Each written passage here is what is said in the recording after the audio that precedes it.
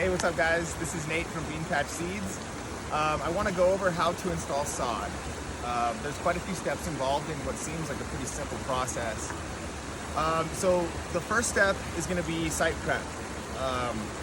You're going to want to go through and level out any of the high spots and basically fill in the low spots. You're going to want to buy or use some nice screen topsoil, and you're going to want to rake it in over the low spots and essentially level out the space as best you can.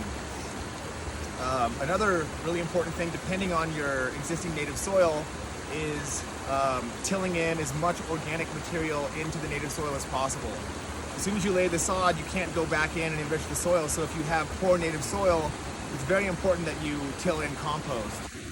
In this situation here, we have exceptional native soil, so I was able to just rake topsoil over the low spots to level everything out. But I highly recommend dedicating as much time and as much money as you can to tilling in as much compost as possible. Ideally, you want to be at about a 30% native soil to compost ratio, and so you would spread compost across the top of the soil at about a 2-inch depth, and then take a rototiller and then go over that and try to get about 6 inches deep and get that really well mixed in. And that'll give a poor native soil what it needs to grow a healthy lawn. So as soon as you get that done, you want to rake everything as level as possible. You want to remove as much rocks, debris, sticks, stumps.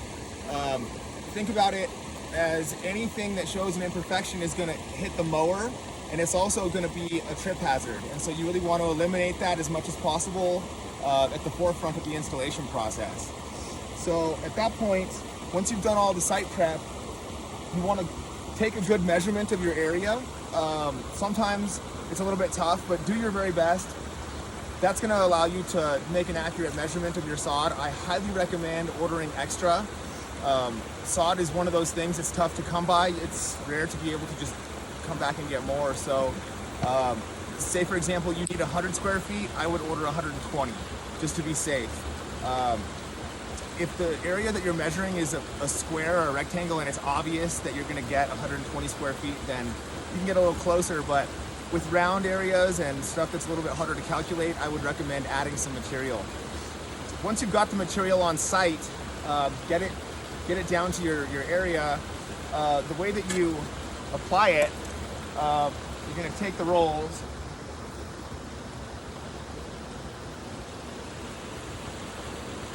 you're going to find a seam,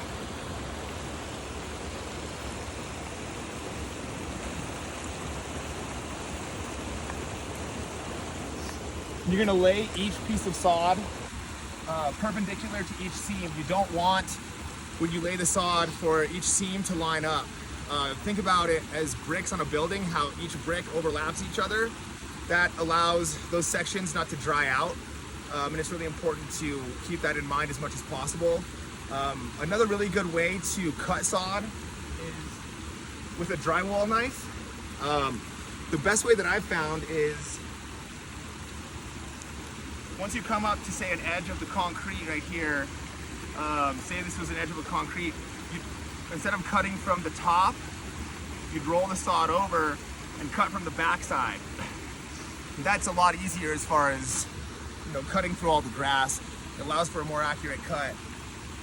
That's how we cut around the rocks and the trees. You can also use a sawzall with a wood blade. So once you've got your sod in, you want to use a sod roller and go over it. That'll basically push down any pockets where the roots won't make contact with your native soil. Once you've done that, it's really important to water heavily. Once you've watered heavily, you want to come in with a nice starter fertilizer, something like this. Any turf starter fertilizer will work, but applying that starter fertilizer after the installation is important. And depending on what variety of grass that you have, you want to water quite a bit after the transplant. With bluegrass like we have here, you want to water twice a day for at least 4 weeks.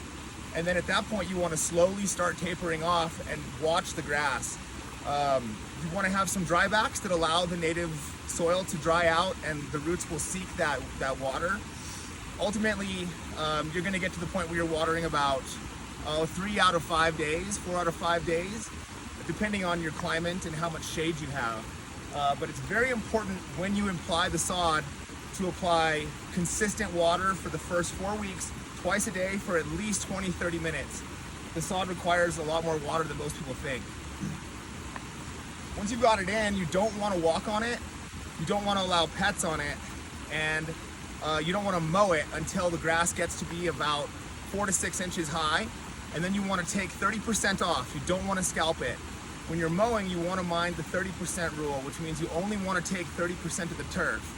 So keep that in mind when you're setting the height of your mower. That'll keep you from scalping it and taking the blades too low, which will ultimately end up allowing the grass to get scorched by the sun. So be careful when you're mowing it. And I would say the best time to mow your fresh grass is going to be about the 5 to 6 week mark. Around the 6 to 8 week mark is when you can start to allow a little bit of foot traffic. And from that point, you should be good to go. Enjoy.